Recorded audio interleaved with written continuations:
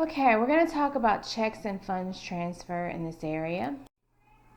So remember that a check is a special type of draft. There are some differences between a check and a draft. With a check, the drawee is always a bank.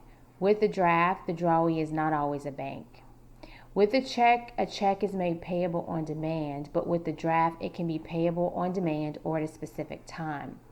A check is drawn on the assumption that the drawee has on deposit in the drawer's account sufficient funds for the check. There is no assumption with the draft that the drawee has any of the drawer's money to pay the draft. With the check, a drawee bank only accepts the check or liability for the check through certification of the check, or through a certified check would be an example. Acceptance is required for liability of a drawee with the draft. This is an example of a check.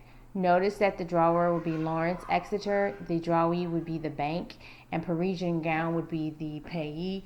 Notice that this check is written on the assumption that Lawrence Exeter has at least the $750 in the account, and notice again that the drawee is a bank. With the draft here, there is no assumption that Oriental has on or that the drawer has a specific fund that is going to be available for the drawee to be able to pay on that particular instrument, like with the check. And also notice here that this is payable on demand, but this draft could be payable at a specific time, whereas a check is going to be payable on demand. And there is the drawer is silly putty, but the drawee is not a bank here. It has to be signed by the drawee, which is Oriental, in order for it to be effective. A check can be in any form, but banks usually require certain types of forms. A delivery of a check is not an assignment of the money on deposit with the bank on which the check is drawn, which means that the bank is usually not going to be liable for payment on that check. So that if I write a check and there's not enough funds, the bank is not going to be liable to the payee for not paying unless it's a certified check. To obtain payment, a holder must first present the check to the drawee bank in a reasonably commercial manner, and presentment must be made within a reasonable period of time after the drawers and endorsers have signed the check. A certified check is an example of when the bank would be absolutely liable under those circumstances for paying on that particular check. This is an example of a money order. This is an example of a cashier's check. Notice that it's actually drawn on the actual bank's check. If a bank refuses to make payment on a check, it dishonors the check and subjects the drawer to secondary liability so long as notice of dishonor of the check is given to the drawer. So the bank in general does not have to pay on a particular check. They can dishonor the check if there's not enough funds in it, unless it's a certified check. If no notice is given, the drawer is discharged from liability. The secondary liability of the drawer cannot be enforced unless the party is given proper notice. So the time limits for notice of dishonor for banks, midnight of next banking day. For others, 30 days. If the bank pays a check but the funds in the account are not sufficient to cover the amount, the excess payment over the amount on the deposit is an overdraft.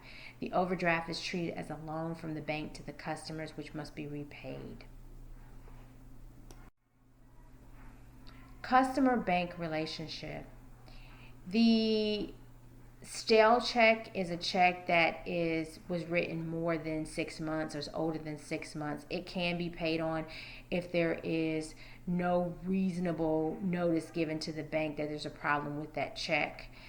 For payment of a check when someone dies, so if a person dies, the question becomes whether the bank can pay on the check.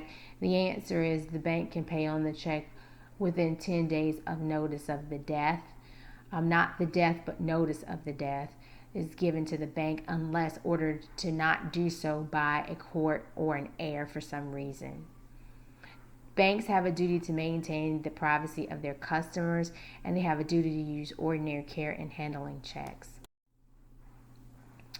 A drawer may stop payment on a check if there are reasonable grounds and if it's done by the required manner of the bank.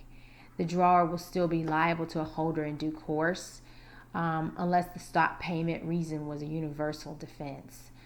Stop payment order, if it's oral, it lasts for 14 days. If it's written, it lasts for 6 months.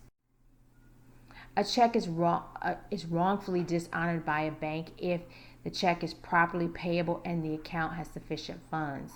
So that if a bank dishonors a check, the bank will be liable to their customers. They will not be liable to the third party that the check was made to, assuming it's not their customer, unless it's a certified check.